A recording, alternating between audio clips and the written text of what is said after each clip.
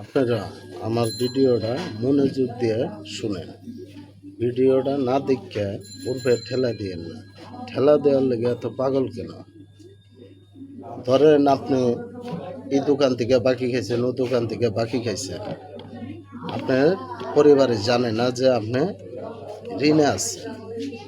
যেটা জানবে আপনার পরিবারে যে এই টাকা আমার জামাই ঋণ করে খাইছে, তো সেই টাকাটা শোধ করতে পারবেন আপনি মরার পরে।